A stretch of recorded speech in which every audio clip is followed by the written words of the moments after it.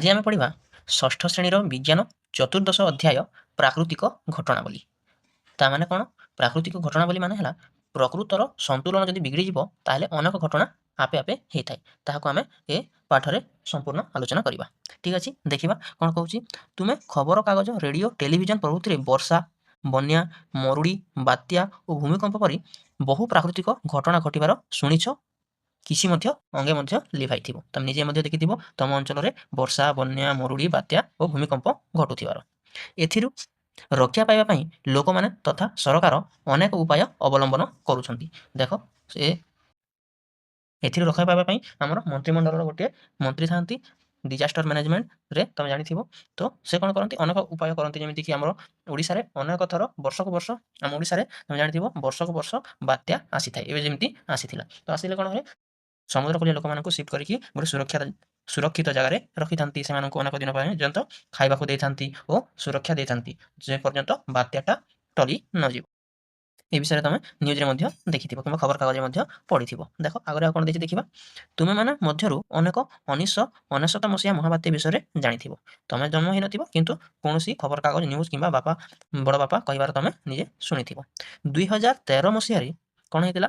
Phailin ଓ 2014 ମସିହାରେ ହୁଡ଼ହୁଡ଼ ବାତ୍ୟା ବିଭୀଷିକାକୁ ନିଜେ ସମ୍ମୁଖୀନ ମଧ୍ୟ ହେଇଥିବ। ଏଇଟା ତମେ କିଛି କିଛି ମାତ୍ରାରେ ମନେ ଥିବ। ତମର 2013ରେ କ'ଣ ଆସିଥିଲା? ଫାଇଲିନ୍ ଆସିଥିଲା। 2014ରେ ହୁଡ଼ହୁଡ଼ ବାତ୍ୟା ଆମର ଓଡ଼ିଶାକୁ ଆସିଥିଲା।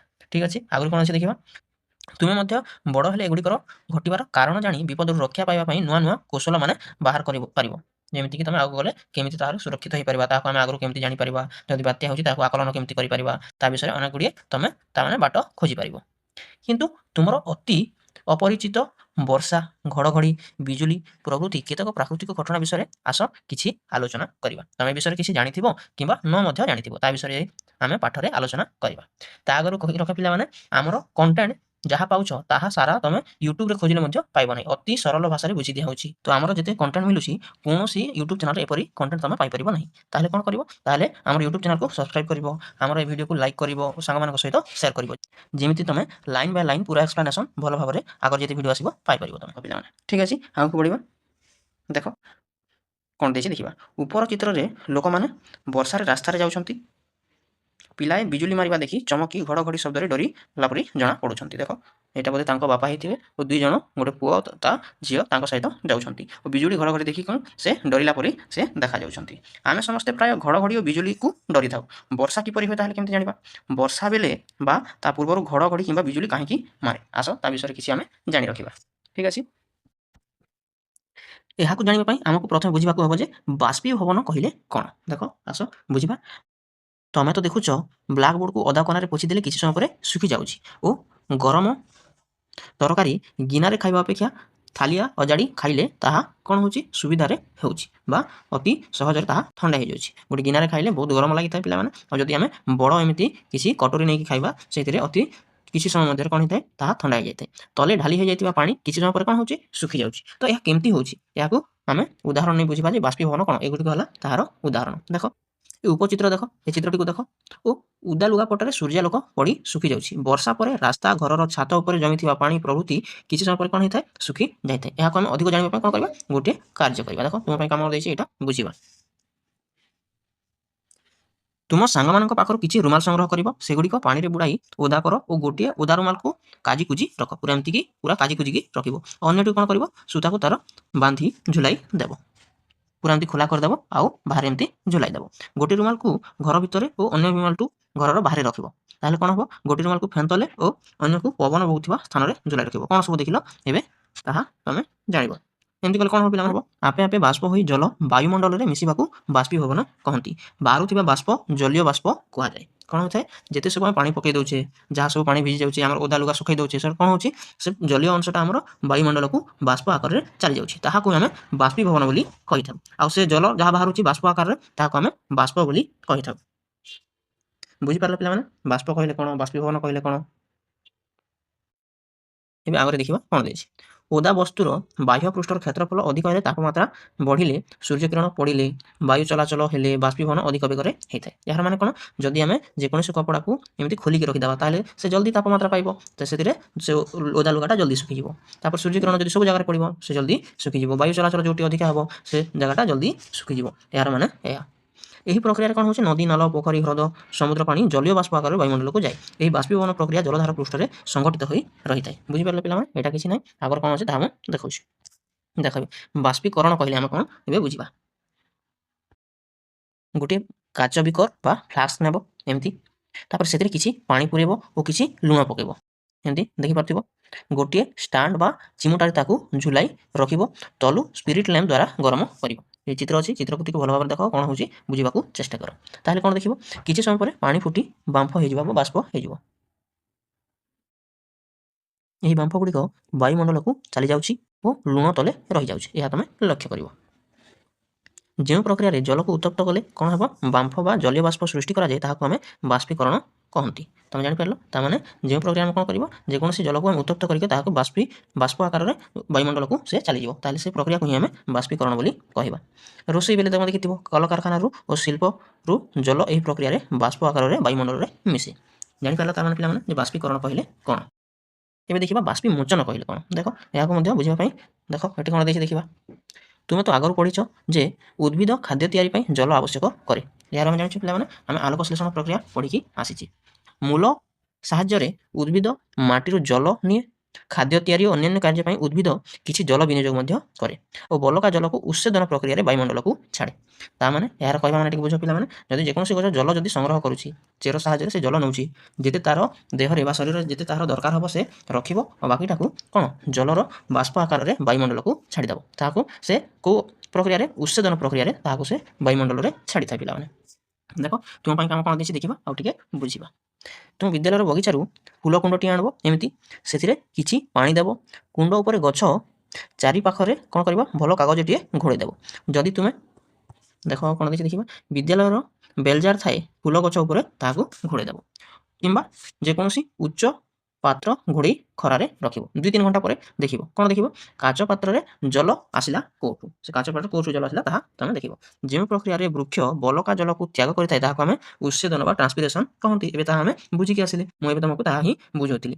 ଏହିପରି ଉଦ୍ଭିଦ ସାହାଯ୍ୟରେ ଭୂନିମ୍ନସ୍ଥ ଜଳ ଜଳୀୟ ବାଷ୍ପ ଆକାରରେ ମଧ୍ୟ ବାୟୁମଣ୍ଡଳକୁ ଯାଏ। ଏମାନେ କ'ଣ କହୁଛି? ଯେତେ ସବୁ ଜଳର ଭୂନିମ୍ନରେ ଅଛି ବା ମାଟିରେ ଅଛି, ତାହା ଏହି ପ୍ରୋସେସରେ ହିଁ ଜଳୀୟ ବାଷ୍ପ ହେଇକି ବାୟୁମଣ୍ଡଳରେ ମିଶିଥାଏ। ଏବେ ଘନୀକରଣ କହିଲେ କ'ଣ ବୁଝିବା ଟିକେ। ଘନୀକରଣ ଦେଖ, ଏଠି ମଧ୍ୟ ତୁମ ପାଇଁ କ'ଣ ଦେଖିବା, ତାପରେ ବୁଝିବାକୁ ଚେଷ୍ଟା କରିବ ପିଲାମାନେ।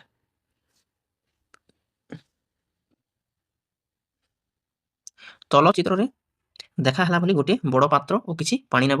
ଅନ୍ୟ ଏକ ଛୋଟ ପାତ୍ରରେ କିଛି ତୁଲା ଦେଇ ତାହାକୁ ଛୋଟ ପାତ୍ରଟିକୁ ବଡ଼ ପାତ୍ରର ପାଣି ଭିତରେ ଅଧା ବୁଡ଼ାଇ ରଖିବ। ଦେଖ, ଚିତ୍ରଟିକୁ ଦେଖ ଆଉ ବୁଝିବାକୁ ଚେଷ୍ଟା କର। ବଡ଼ ପାତ୍ରର ମୁହଁକୁ ଜରିରେ ବାନ୍ଧି ତା ଉପରେ ଗୋଟେ ଛୋଟ ଗୋଡ଼ିଟିଏ ରଖିଦେବ। ଏମିତି ଉପରେ ରଖାହେଇଛି ଦେଖ, এই ଚିତ୍ର ଟିକେ ଦେଖିବାକୁ ଚେଷ୍ଟା କର। ଛୋଟ ଗୋଡ଼ିଟିଏ ଉପରେ ରଖାହେଇଛି। କିଛି ସମୟ ପରେ କ'ଣ ହେବ? ବଡ଼ ପାତ୍ରର ମୁହଁ ଖୋଲି ସାନ ପାତ୍ରର ତୁଲା ହାତରେ ମାରିବ, ଦେଖିବ ଓଦା ହେଲା କି ବୋଲି ତାହାକୁ ଦେଖିବ। ଏ ଦେଖ, ବଡ଼ ପାତ୍ର ଭିତରେ ଗୋଟେ ଛୋଟ ପାତ୍ରଟେ ଅଛି, ତାହାକୁ ତମେ ବୁଝିବାକୁ ଚେଷ୍ଟା କର। ମୁଁ ଯାହା କହୁଛି ଶୁଣିକି ବୁଝିବାକୁ ଚେଷ୍ଟା କର। ବଡ଼ ପାତ୍ରର ଜଳ ବାଷ୍ପୀଭବନ ପ୍ରଣାଳୀରେ ଉପରକୁ ଯାଇ ତାହା ପାତ୍ର ମୁହଁରେ ବନ୍ଧା ହୋଇ ଜରିରେ ବାଜିଲା ଏବଂ ଜଳବିନ୍ଦୁରେ ପରିଣତ ହେଲା। ସାନ ପାତ୍ରର ତୁଲା ଉପରେ ପଡ଼ିବାରୁ ଓଦା ହେଲା। ଦେଖ, ଏମିତି କ'ଣ ହୋଇଥାଏ? ଉତ୍ସେଦନ ପ୍ରକ୍ରିୟାରେ ଯେଉଁ ପାଣିଟି ତାହା କ'ଣ ବାଷ୍ପ ଆକାରରେ ଉପରକୁ ଉଠିବ। ଉପରକୁ ଉଠିଲେ କ'ଣ ହେବ? କିନ୍ତୁ ଏଠି ତ କପଡ଼ା ଅଛି ଆଉ ସେଠି ତୁଲା ଅଛି, ସେ ତୁଲାରେ ଯାଇକି ଲାଗିଯିବ। ସେଥିପାଇଁ ସେ ତୁଲାଟି ଓଦା ହେଇଯିବ। ସେଇଟା ଆମକୁ ବୁଝେଇବାକୁ କୁହାଯାଇଛି। ଠିକ୍ ଅଛି। ଦେଖ, ଗ୍ୟାସୀୟ ପଦାର୍ଥକୁ ଥଣ୍ଡା କଲେ ତରଳ ପଦାର୍ଥରେ ପରିଣତ ହୁଏ। ଆମେ ଏହା ମଧ୍ୟ ଜାଣିଛେ ଆଗରୁ। ଯେଉଁ ପ୍ରଣାଳୀରେ ଗ୍ୟାସୀୟ ପଦାର୍ଥ ତରଳ ପଦାର୍ଥରେ ପରିଣତ ହୁଏ ତାହାକୁ ଆମେ ଘନୀକରଣ ବୋଲି କହିଥାଉ। ବୁଝିପାରିଲ ପିଲାମାନେ? ଘନୀକରଣ କହିଲେ କ'ଣ? ଆଗରେ କ'ଣ ଅଛି ଦେଖିବା। ଏଠି କିଛି ନାହିଁ। ଜଳର ବିଭିନ୍ନ ଅବସ୍ଥା ବିଷୟରେ ଆମେ ଜାଣିବା। ତମେ ଆଇସ୍କ୍ରିମ୍ ଖାଇଥିବ ପିଲାମାନେ, ତ ଆଇସ୍କ୍ରିମ୍ଟା କେଉଁଥିରେ ତିଆରି? ମାଛ ବିକାଳି ମାଛକୁ ସାଇତି ରଖିବା ପାଇଁ କ'ଣ ଆବଶ୍ୟକ କରେ? ବରଫ ଆବଶ୍ୟକ କରେ। ଜାଣିଛ ପିଲାମାନେ? ଏମିତି ଗୋଟେ ପାତ୍ରରେ ଚାରିପଟରେ ବରଫ ଦେଇକି ଏମିତି କ'ଣ ମାଛ ଗୁଡ଼ିକୁ ରଖିଥାନ୍ତି। ତମେ ଦେଖିଥିବ ଏଇଟା। ଉଭୟ କ୍ଷେତ୍ରରେ ବରଫ ଦରକାର। ଆଇସ୍କ୍ରିମ୍ ବନାଇବା ପାଇଁ ମଧ୍ୟ ବରଫ ଦରକାର, ମାଛକୁ ରଖିବା ପାଇଁ ମଧ୍ୟ ବରଫ ଦରକାର ପଡ଼ିଥାଏ। ସରବତରେ ମଧ୍ୟ ବରଫ ପଡ଼େ ଜାଣିଛ ପିଲାମାନେ। ତାପରେ ମାଂସପେଶୀରେ ଆଘାତ ଲାଗିଲେ ମଧ୍ୟ ବରଫ ଘଷି ଦିଆଯାଏ। ତାମାନେ ଆମେ କ'ଣ ଜାଣିଲେ ବରଫ ଗୋଟିଏ ଜଳର କି ଅବସ୍ଥା, ଗୋଟିଏ କଠିନ ଅବସ୍ଥା ଆକାରରେ ଥାଏ। ତାପରେ ଦେଖ ତୁମେ ରୋଷେଇ ଘରେ ଦେଖିଥିବ ଯେ ଗୋଟେ ପାତ୍ରରେ ଦେଖିବ ଯଦି ପାଣି ଗରମ ହେଉଛି ବୋଲେ ସେ ପାଣିଟା ଫୁଟିକି ଉପରେ ବାଷ୍ପ ଆକାରରେ ଉପରକୁ ଚାଲି ଯାଇଥାଏ। ଆମେ ଯେମିତି ପଢ଼ିଲେ ଆମେ ଉତ୍ସେଦନ ପ୍ରକ୍ରିୟାରେ। ତ କ'ଣ ହେଇଥାଏ ଏ ଜଳଟା ହିଁ ଉପରକୁ ବାଷ୍ପ ଆକାରରେ ଚାଲିଥାଏ। ତାମାନେ ଆମେ କ'ଣ ଜାଣିଲେ ଯଦି ଆଇସ୍କ୍ରିମ୍ଟା ଅଛି ସେଇଟା କେଉଁ ଅବସ୍ଥାରେ ଅଛି, କଠିନ ଅବସ୍ଥା, ଓ ଏଠି ପାଣି ଯେମିତି ଉପରକୁ ଫୁଟିକି ଯାଉଛି ଏଇଟା ହେଲା ଜଳର ବାଷ୍ପୀୟ ଅବସ୍ଥା।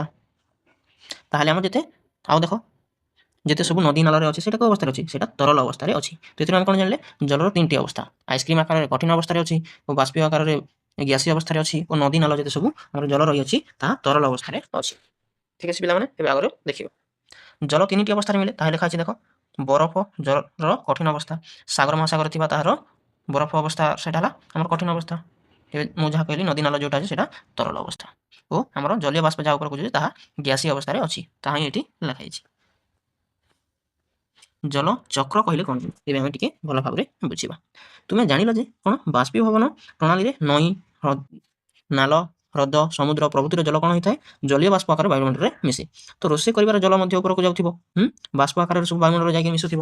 ତାହେଲେ ସେଇଟା କେମିତି ଜଳଚକ୍ର ଆକାରରେ ତଳକୁ ଆସି ପହଞ୍ଚେ।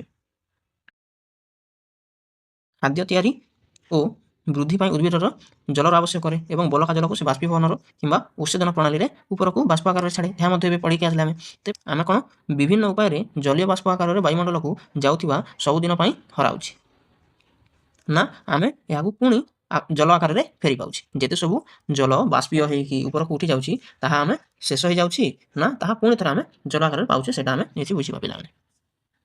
ତମେ ତ ଜାଣ ଯେ ଆମ ବାୟୁମଣ୍ଡଳର ଯେତେ ଉପରକୁ ଯିବ ସେତେ ଅଧିକ ଥଣ୍ଡା ଅନୁଭବ କରିବ। ବାୟୁମଣ୍ଡଳରେ ଅତି ଉଚ୍ଚରେ ଏତେ ଥଣ୍ଡା ଯେ ସେଠାରେ ଜଳୀୟ ବାଷ୍ପ ଜଳବିନ୍ଦୁରେ ପରିଣତ ହୋଇଥାଏ, ମେଘ ସୃଷ୍ଟି କରେ ଓ ମେଘ ଅଧିକ ଥଣ୍ଡା ହେଲେ ଜଳ ହୁଏ। ବର୍ଷା ଆକାରରେ ସେହି ଜଳ ପୁଣି ଭୂପୃଷ୍ଠରେ ଆସେ। ଭୂପୃଷ୍ଠରେ ସେ ଜଳୀୟ ବାଷ୍ପ ଆକାରରେ ଉପରକୁ ଯାଇ ପୁଣି କ'ଣ ହେଇଥାଏ, ଜଳୀୟ ବାଷ୍ପ ଥଣ୍ଡା ହେଇ ଜଳ ହେଇକି ପୁଣି ତଳକୁ ଆସିଥାଏ। ଆମେ ତାହାକୁ ବର୍ଷା ହେଲା ବୋଲି କହିଥାଉ। ତ ଏମିତି ଚକ୍ରାକାରରେ ଗତି କରିଥାଏ, ତାହାକୁ ହିଁ ଏମିତି ଆମେ ଜଳର ଚକ୍ରାକାର ବା ଜଳଚକ୍ର ବୋଲି କହିଥାଉ। ବୁଝିବାକୁ ଚେଷ୍ଟା କର ଏଥିରେ କ'ଣ ଦେଇଛି। ଦେଖ ଏ ଚିତ୍ରଟିକୁ ଭଲ ଭାବରେ ଦେଖ, ମୁଁ ତୁମକୁ ଜଳଚକ୍ର କ'ଣ ବୁଝିବାକୁ ଚେଷ୍ଟା କରୁଛି। ଦେଖ ଆମର ଯେତେ ନଦୀ ନାଳର ସବୁ ଜଳ ଅଛି କିମ୍ବା ଆମେ ଯେତେ ସବୁ ରୋଷେଇ କରୁଛେ ଘରେ ସେଥିରେ ମଧ୍ୟ ଜଳ ଅଛି, ତାହା କିଛି ମାତ୍ରାରେ କ'ଣ ହୋଇଥାଏ, ବାଷ୍ପ ଆକାରରେ ଆମର ଆକାଶକୁ ଯାଇ ମିଶି ଯାଇଥାଏ। ନଦୀର ଜଳ ମଧ୍ୟ ଅଧିକ ଖରା ହେଲେ କ'ଣ ହୋଇଥାଏ, ଯାଇକି ଆମର ଜଳୀୟ ବାଷ୍ପ ହେଇ ଆମର ବାୟୁମଣ୍ଡଳରେ ମିଶି ଯାଇଥାଏ। କିନ୍ତୁ ଯେତେ ଉପରକୁ ଯିବ କ'ଣ ହେବ ପିଲାମାନେ, ତ ବୁଝିବାକୁ ଚେଷ୍ଟା କର, ଯେତେ ଉପରକୁ ଗଲେ ସେତେ ଥଣ୍ଡା ଅନୁଭୂତ ହୋଇଥାଏ ବା ସେତେ ଥଣ୍ଡା ହୋଇଥାଏ। ଯେତେ ଉପରକୁ ଯିବ ସେତେ ଥଣ୍ଡା ହେବ। ତ ଏ ସବୁ ଜଳୀୟ ବାଷ୍ପ ଯିବ ତ ଥଣ୍ଡା ହେଇଯିବ, ଏମିତି ଜଳୀୟ ବାଷ୍ପ ଏମିତି ଦୂର ଥିବ। କିନ୍ତୁ ଥଣ୍ଡା ହେଲେ କ'ଣ ହୋଇଥାଏ, ସେ ପାଖକୁ ଆସି ଗୋଟେ ଜଳବିନ୍ଦୁରେ ପରିଣତ ହୋଇଥାଏ। ତାପରେ ଜଳବିନ୍ଦୁରେ ପରିଣତ ହେଲେ କ'ଣ ହେବ ପିଲାମାନେ, ଅଧିକ ଓଜନ ହେବ। ତ ଓଜନ ହେଲେ କ'ଣ ହେବ, ଓଜନ ହେଲେ ଉପରେ ରହିପାରିବ ନାହିଁ, ତ ସେ ପୁଣି ତଳରେ ଖସି ପଡ଼ିବ। ସେ ଖସିଲାକୁ ହିଁ ଆମେ ବର୍ଷା ହେଲା ବୋଲି କହିଥାଉ। ତ ଏଇ ଚକ୍ରାକାରଟା ଅନେକ ଥର ହୋଇଥାଏ, ଉପରକୁ ଯାଇଥାଏ ବାଷ୍ପ ଆକାରରେ, ଫେର୍ ସେ ବର୍ଷା ହେଇଥାଏ। ସେ ବର୍ଷା ଅନେକ ଜାଗାରେ ଏମିତି ପଡ଼ିଥାଏ, ଫେର୍ ନଦୀ ନାଳକୁ ଯାଇ ସେ ଏମିତି ଉପରକୁ ଚାଲି ଯାଇଥାଏ ବାଷ୍ପ ଆକାରରେ। ଏହି ଚକ୍ରାକାରକୁ ହିଁ ଆମେ ଜଳଚକ୍ର ବୋଲି କହିଥାଉ। ଠିକ୍ ଅଛି ପିଲାମାନେ, ବୁଝିପାରିଲ। ଏବେ ଆମେ ବର୍ଷା କହିଲେ କ'ଣ ଟିକେ ବୁଝିବା। ଏବେ କହିଲେ ପିଲାମାନେ ଯେତେ ସବୁ ଜଳବିନ୍ଦୁ ଗୁଡ଼ିକ ଉପରକୁ ବାଷ୍ପ ଆକାରରେ ଯାଇ ଅନେକ ଛୋଟ ଏମିତି ଜଳବିନ୍ଦୁ ଆକାରରେ ଥାଏ, କିନ୍ତୁ ଥଣ୍ଡା ହେବା ଦ୍ୱାରା କ'ଣ ହୋଇଥାଏ, ସେ ଜଳବିନ୍ଦୁ ଗୁଡ଼ିକ ପାଖକୁ ଆସି ଏମିତି ବଡ଼ ଜଳବିନ୍ଦୁରେ ପରିଣତ ହୋଇଥାଏ। ତ ବଡ଼ ଜଳବିନ୍ଦୁରେ ପରିଣତ ହେଲେ ସେ ଅଧିକ ଓଜନ ହେବା ଦ୍ୱାରା କ'ଣ ହୋଇଥାଏ, ଏମିତି ତଳକୁ ଖସି ପଡ଼ିଥାଏ। ତାହାକୁ ହିଁ ଆମେ ବର୍ଷା ବୋଲି କହିଥାଉ। ଆଶା କରୁଛି ବୁଝିପାରିଥିବ। ତାପରେ ବିଜୁଳି ଓ ଘଡ଼ଘଡ଼ି କ'ଣ ଭଲ ଭାବରେ ଟିକେ ବୁଝିବା। ଦେଖ 4ଟି ସେଲ୍ ଗୋଟିଏ ବ୍ୟାଟେରୀ ଯୋଗାଡ଼ କରିବ ଓ ବ୍ୟାଟେରୀରେ ଯୁକ୍ତ ଓ ବିଯୁକ୍ତ ତାରକୁ କ'ଣ କରିବ, ଟିକେ ଯୋଡ଼ିବ। ତ କ'ଣ ହେବ ଦେଖିବ ତମେ। ଦେଖ ଯେମିତି ଯଦି ତମେ ଯୁକ୍ତ ଓ ବିଯୁକ୍ତକୁ ଯୋଡ଼ିଦେବ ତାହେଲେ କ'ଣ ହେବ, ସେଥିରେ ସ୍ପାର୍କ ହେବ। ଏମିତି ଆକାଶରେ ମଧ୍ୟ ଏମିତି ଦେଖାଯାଏ। ଯୁକ୍ତ ଓ ବିଯୁକ୍ତ ବିଦ୍ୟୁତର ଏମିତି ମେଘ ଓ ଅନ୍ୟ ମେଘ, ଗୋଟେ ମେଘ ଯଦି ଯୁକ୍ତ ଅଛି ଆଉ ଗୋଟେ ମେଘ ଯଦି ବିଯୁକ୍ତ ଅଛି, ସେ ଆକାରରେ ଦୁଇଟି ଯଦି ଘଷି ହେବ ତାହେଲେ ସେଠାରେ ସ୍ପାର୍କ ହେଇଥାଏ ପିଲାମାନେ। ସେଥିରେ ସ୍ପାର୍କ ହେଲେ କ'ଣ ହେବ, ଶବ୍ଦ ବାହାରିଥାଏ, ଯାହାକୁ ଆମେ ଘଡ଼ଘଡ଼ି ବୋଲି କହିଥାଉ। ଏଥିରେ ଆଲୋକ ମଧ୍ୟ ବାହାରିଥାଏ। ଠିକ୍ ଅଛି ପିଲାମାନେ, ବୁଝିପାରିଲ। ଘଡ଼ଘଡ଼ି କହିଲେ କ'ଣ ଓ ବିଜୁଳି କହିଲେ କ'ଣ। ଯଦି ଯେଉଁଟା ଆଲୋକ ବାହାରିବ, ଯୁକ୍ତ ଓ ବିଯୁକ୍ତ ଅଗ୍ର ମିଶିକି ଯଦି ଆଲୋକ ବାହାରିବ ତାହାକୁ ଆମେ ବିଜୁଳି ବୋଲି କହିଥାଉ। ଆଉ ସେଥିରେ ଯେଉଁ ଶବ୍ଦ ବାହାରିଥାଏ ତାହାକୁ ଆମେ ଘଡ଼ଘଡ଼ି ବୋଲି କହିଥାଉ। ଆଶା କରୁଛି ପିଲାମାନେ ବୁଝିପାରିଥିବ। ଦେଖ ଏଠି ଟିକେ ଲେଖା ହେଇଛି, କ'ଣ ଦେଖିବା। ମେଘରେ ସୃଷ୍ଟି ହେଉଥିବା ସ୍ପାର୍କକୁ କ'ଣ କୁହାଯାଏ, ବିଜୁଳି ବୋଲି କୁହାଯାଏ। ସେଥିରେ ଯେଉଁ ଶବ୍ଦ ବାହାରେ ତାହାକୁ ଆମେ ଘଡ଼ଘଡ଼ି ବୋଲି କହିଥାଉ। ଏବେ ହିଁ ଯେତେ ସବୁ ମୁଁ ତୁମକୁ ସେଇଟା ହିଁ ବୁଝାଉଥିଲି। ପିଲାମାନେ ଆମର ଯଦି ଭିଡ଼ିଓ ଭଲ ଲାଗୁଥିବ, ଭଲରେ ବୁଝିପାରୁଥିବ, ତାହେଲେ ଆମ ସହିତ ଯଦି ଯୋଡ଼ି ରହିବାକୁ ଚାହୁଁଛ ତାହେଲେ କ'ଣ କରିବ, ଆମର ୟୁଟ୍ୟୁବ୍ ଚ୍ୟାନେଲ୍ ଇଜି ଲର୍ଣ୍ଣିଂ ଓଡ଼ିଆକୁ ସବସ୍କ୍ରାଇବ୍ କରିକି ରଖିବ। ଆମର ଭିଡ଼ିଓ ଭଲ ଲାଗୁଥିଲେ ଆମ ଭିଡ଼ିଓରେ ଗୋଟେ ଲାଇକ୍ କରିବ, ସାଙ୍ଗମାନଙ୍କ ସହିତ ସେୟାର କରିବ। ଠିକ୍ ଅଛି ପିଲାମାନେ, ଦେଖା ହେବା ପରବର୍ତ୍ତୀ ଭିଡ଼ିଓରେ।